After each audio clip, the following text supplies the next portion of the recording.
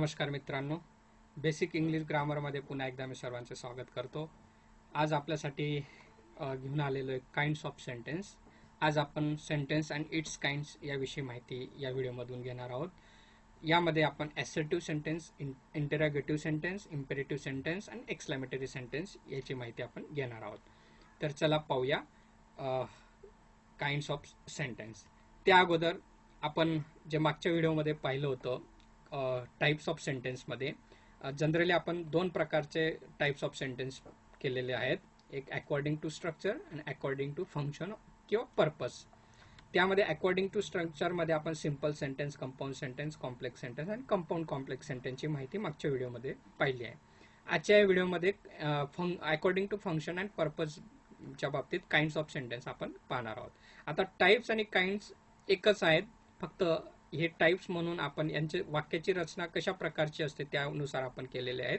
म्हणून थोडंसं वेगळं ओळख व्हावी म्हणून टाइप्स आणि काइंड्स असे दोन वेगवेगळे शब्द आपण या ठिकाणी वापरलेले आहेत. आता काइंड्स ऑफ सेंटेन्समध्ये आपल्याला ॲसर्टिव्ह सेंटेन्स किंवा डिक्लॅरेटिव्ह सेंटेन्स, इंटरॅगेटिव्ह सेंटेन्स, इम्पेरेटिव्ह सेंटेन्स आणि एक्सक्लेमेटरी सेंटेन्स याची माहिती या व्हिडिओमधनं आपल्याला घ्यायची. तर चला पाहूया. त्या अगोदर आपल्याला व्हॉट इज सेंटेन्स हे कळलेलंच आहे, तरी थोडंसं ओव्हरलुक करूया. या वाक्यांचं नीट निरीक्षण करा, यातनं आपल्याला बऱ्याच गोष्टी लक्षात येऊन जातील. Read carefully. They are playing in the garden. What a beautiful scene it is. Where are you going. आता हे चार वाक्य या ठिकाणी आहेत. पहिलं वाक्यामध्ये आपल्याला इथं डायरेक्टली व्हर्ब आलेलं आहे आणि दोनच शब्द आहेत, तरी ते पूर्ण वाक्य आहे. Read carefully. दुसरं जे वाक्य इथं सब्जेक्ट आहे, त्याच्यानंतर शेवटी फुल स्टॉप आहे, इथं पण फुल स्टॉप होता. हे एक वाक्य आहे. What a beautiful scene it is. इथं WH शब्दाने सुरू झालेला आणि शेवटी उद्गारवाचक चिन्ह आहे. Where are you going. इथं प्रश्न WH वर्ड आहे आणि शेवटी प्रश्न चिन्ह आहे. म्हणजेच काय, चारही वाक्यांमध्ये काही ना काही फरक आपल्याला दिसतोय, परंतु हे वाक्य आहेत कारण यातनं आपल्याला कम्प्लीट सेन्स प्राप्त होतोय किंवा कम्प्लीट आयडिया मिळते आहे. मग यालाच आपण वाक्य म्हणतो. हे मागच्या तासाला आपण पाहिलं होतं. A word or a group of words that expresses a complete idea by giving a statement, order, asking a question or exclaiming. ज्यामध्ये कम्प्लीट आयडिया प्राप्त होत असेल, मग तो एक शब्द असेल किंवा एकापेक्षा जास्त शब्द असतील, त्याला आपण वाक्य असं म्हणतो. उदाहरणार्थ पहिलं जे वाक्य आहे हे रीड केअरफुली एक ऑर्डर आहे. दुसरं जे वाक्य एक साधं स्टेटमेंट आहे. तिसरं जे वाक्य या ठिकाणी एक्सक्लेमेटरी आहे किंवा एक्सक्लेमिंग आहे. आणि चौथं जे आहे ते प्रश्नार्थक वाक्य, प्रश्न विचारलेला. मग याही चारही प्रकारांमध्ये कोणत्याही एका वाक्यातनं आपल्याला जर अर्थपूर्ण बोध असेल त्याला वाक्य असं म्हणतो. तर चला आता पाहूया काइंड्स ऑफ सेंटेन्स. तर पहिला काइंड्स ऑफ सेंटेन्स आपण केलेला आहे फंक्शन. अकॉर्डिंग टू फंक्शन और पर्पज नुसार द ॲसर्टिव्ह और डिक्लॅरेटिव्ह सेंटेन्स. एकच आहे ॲसर्टिव्ह आणि डिक्लॅरेटिव्ह. वेगवेगळ्या पुस्तकांमध्ये वेगवेगळे शब्द आपल्याला वाचायला मिळतील. तर ॲसर्टिव्ह सेंटेन्स समजून घेण्यासाठी अगोदर या वाक्यांचं नीट निरीक्षण करा. Milton was a great poet. Sunita does not sing a sweet song. Rohit goes to school. आता Milton was a great poet एक साधं वाक्य आहे, ज्याच्यामध्ये एक आपल्याला माहिती दिलेली. Milton was a great poet. Sunita does not sing a sweet song. सुनीताला चांगलं गाणं म्हणता येत नाही, एक साधी माहिती आहे या ठिकाणी, म्हणजे एक स्टेटमेंट आहे. रोहित गोज टू स्कूल या ठिकाणी सुद्धा एक साधी माहिती आपल्याला या ठिकाणी दिलेली आहे. म्हणजेच काय, या तिघं वाक्यांचं जर नीट निरीक्षण केलं तर आपल्याला एक तर स्टेटमेंट आहे, एक ॲसर्ट्स केलेलं आहे किंवा एक काहीतरी माहितीचं डिक्लॅरेशन आहे. उदाहरणार्थ Milton was a great poet, म्हणजे एक ग्रेट पोएट आहे ते डिक्लॅरेशन या ठिकाणी आपल्याला आहे. म्हणजेच काय, एखाद्या वाक्यामध्ये जर स्टेटमेंट असेल, काही माहिती डिक्लेअर केलेली असेल, तर त्याला आपण ॲसर्टिव्ह किंवा डिक्लॅरेटिव्ह सेंटेन्स असं म्हणतो. एक पहिली गोष्ट आपल्याला या तिघं वाक्यांचं नीट निरीक्षण केल्यानंतर लक्षात येईल. आता अजून एक उदाहरण जर पाहिलं आपल्याला स्टेटमेंट्स किंवा ॲसर्ट्स किंवा डिक्लेअरच्या बाबतीत, भारत इज अवर नेशन. आता आपल्या देशाचं नाव भारत म्हणून आपण सगळे विचारात घेतो, म्हणून Bharat is our nation. States, asserts, declares, एकतर याच्यापैकी कोणतंही एक तर स्टेटमेंट असेल, एकतर डिक्लॅरेशन असेल. भारत इज अवर नेशन हे आपलं या ठिकाणी काय डिक्लॅरेशन आहे, म्हणून हे डिक्लॅरेटिव्ह सेंटेन्स आहे. एक गोष्ट या ठिकाणी लक्षात घ्यायची, पहिले जे आपल्याला निरीक्षण केलं. दुसरी एक महत्वाची गोष्ट आपल्याला या वाक्यांचं निरीक्षण केल्यानंतर जी लक्षात येते, the assertive sentence has two forms, namely affirmative and negative. आता या पहिल्या दोन वाक्यांचं नीट निरीक्षण जर केलं, Milton was a great poet, Sunita does not sing a song. पहिलं वाक्य काय आहे, अफर्मेटिव्ह आहे, दुसरं निगेटिव्ह आहे. म्हणजेच काय, ॲसेटिव्ह सेंटेन्स हे दोन प्रकारचे असतात, एक अफर्मेटिव्ह एक निगेटिव्ह. उदाहरणार्थ affirmative sentence, the tea is hot, हे अफर्मेटिव्ह सेंटेन्स आहे, because there is no any negation, like no, neither, not etcetera. याच्यापैकी एकही शब्द तिथं नाही म्हणून ते अफर्मेटिव्ह आहे. त्याच्यानंतर दुसरं वाक्य negative sentence, the tea is not hot. आता नॉट या शब्द या ठिकाणी आलेला आहे, म्हणजेच हे वाक्य काय, निगेटिव्ह सेंटेन्स आहे. म्हणजेच काय, ॲसेटिव्ह सेंटेन्स किंवा डिक्लॅरेटिव्ह सेंटेन्स याचे दोन फॉर्म असतात, एकतर ते अफर्मेटिव्ह असतं, एकतर निगेटिव्ह असतं. एक दुसरी गोष्ट आपल्याला या ठिकाणी लक्षात आलेली आहे. चला पुढे जाऊया. त्याच्यानंतर पुन्हा या वाक्यांचं जर नीट निरीक्षण केलं तर आपल्याला लक्षात येईल, the assertive sentence ends with full stop, mark or period. आता शेवटी जे वाक्य ज्या ठिकाणी पूर्ण होतं, शेवटी एक तर फुल स्टॉप असतो, त्याला इंग्लिशमध्ये पिरियड्स असं म्हणतात. आता या ठिकाणी फुल स्टॉप मार्क असल्यामुळे ते असर्टिव्ह सेंटेन्स आहे हे आपल्याला निश्चित या ठिकाणी कळतं. म्हणून एक तिसरी गोष्ट आपल्याला या ठिकाणी लक्षात घ्यायची, वाक्याच्या शेवटी फुल स्टॉप हा असला पाहिजे. मग या ठिकाणी भारत इज अवर नेशन, पुन्हा या ठिकाणी फुल स्टॉप आपल्याला दिलेला आहे.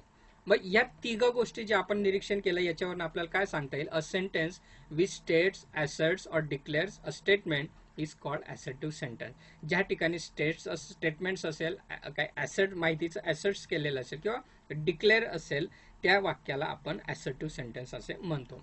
दुसरी एक गोष्ट आपण पाहिली, दे मे बी अफर्मेटिव्ह और निगेटिव्ह, एक तर होकारार्थी असेल, एक तर नकारार्थी असेल, आणि वाक्याच्या शेवटी ते त्याला फुल स्टॉप असेल. या तीन गोष्टी आपल्याला असर्टिव्ह सेंटेन्स लक्षात आणून देत असतात. हे झालं असर्टिव्ह सेंटेन्सच्या बाबतीत. पुढचा प्रकार आहे द इंटरोगेटिव्ह सेंटेन्स. आता या वाक्यांचं नीट निरीक्षण करा. Where is your school bag, what is your school name, shall we go to a picnic, will you meet me tomorrow in school. आता या चारही वाक्यांचं जर निरीक्षण केलं तर हे इंटरोगेटिव्ह आहे, प्रश्नार्थक वाक्य आहे. एक साधी गोष्ट वाक्याच्या शेवटी या ठिकाणी प्रश्नचिन्ह दिलेलं आहे म्हणून ते प्रश्नार्थक वाक्य आहे. ही एक गोष्ट आपल्याला इंडिकेट करत असतं. परंतु अजून बऱ्याचशा गोष्टी आपल्याला या निरीक्षणाने लक्षात येतात. The interrogative sentence is a question sentence.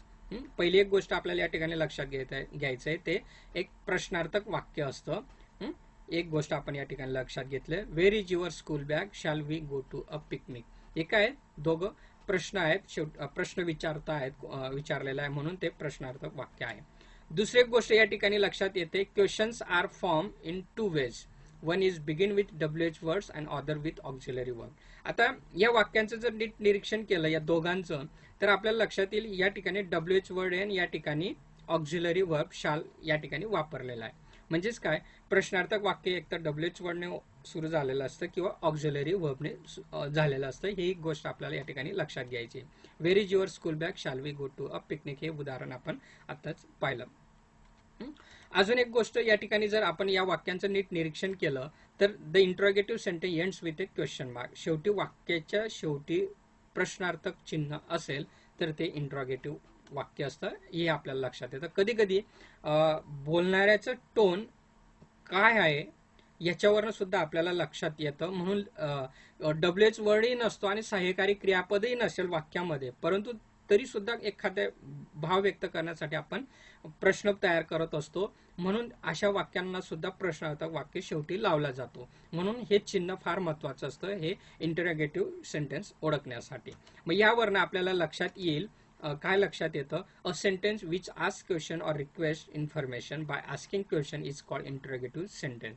आपल्याला माहिती काढायची असेल किंवा प्रश्न विचारायचा असेल, अशी जी वाक्य असतील त्या वाक्यांना आपण इंटरोगेटिव्ह सेंटेन्स असं म्हणतो. They may be start with WH word or auxiliary verb. त्यांची सुरुवात एकतर WH वर्डने सुरू झालेली असेल किंवा ऑक्झिलरी वर्बने सुरू झालेली असेल, आणि शेवटी त्यांना प्रश्नार्थक चिन्ह, प्रश्न मार्क्स, हे क्वेश्चन मार्क्स हे दिलेलं असतं. या तीन बेसिक गोष्टी या इंटरोगेटिव्ह सेंटेन्स ओळखण्यासाठी आपण विचारात घेत असतो. हा झाला इंटरोगेटिव्ह सेंटेन्स. पुढचं आहे द इम्पेरेटिव्ह सेंटेन्स. आता या वाक्यांचं पुन्हा नीट निरीक्षण करा. Please keep quiet, have a fun at the fair, brush the teeth twice a day, turn off the fan. आता या या ठिकाणी 4 वाक्य आहेत. या चारही वाक्यांचं जर नीट निरीक्षण केलं, आता प्लीज कीप क्वाईट या ठिकाणी प्लीज हा शब्द सुरुवातीला आलेला आहे आणि कीप क्वाईट हा प्लीज आणि कीप क्वाईट आहे. Have a fun at the fair हे उद्गारवाचक चिन्ह या ठिकाणी आहे. Brush the teeth twice a day, turn off the fan.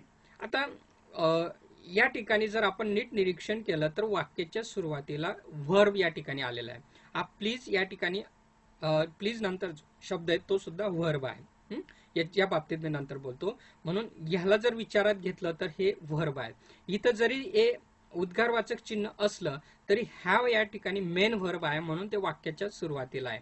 म्हणून वाक्याची सुरुवात जर व्हर्बने झालेली असेल तर ते इम्पेरेटिव्ह सेंटेन्स असतं असं आपण विचारात घेतो. The imperative sentence may be request, wish, instructions, advice, invitation or command or order.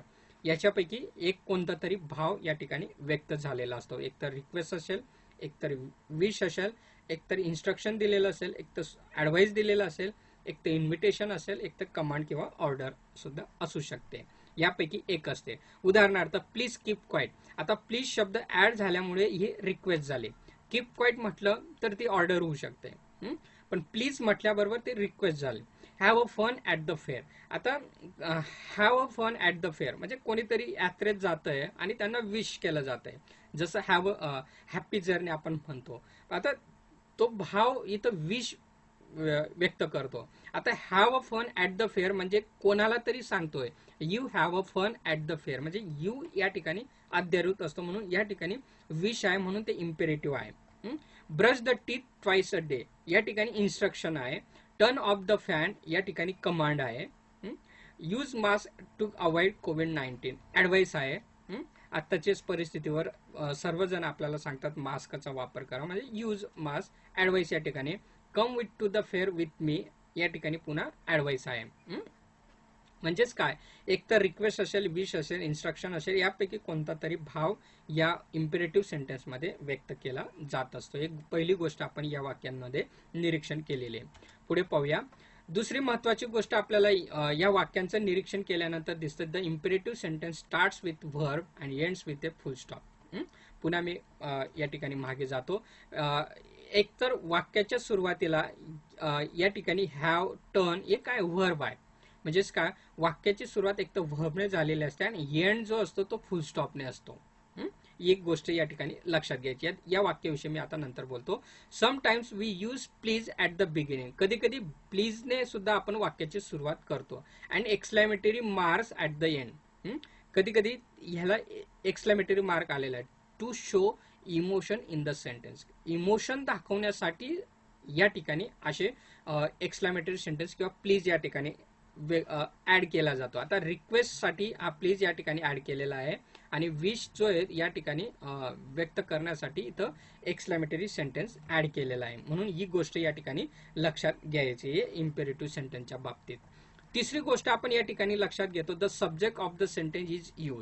आता या प्रत्येक वाक्याचा जो काही कर्ता आहे तो यू आहे. It is understood and is not written or said in the sentence.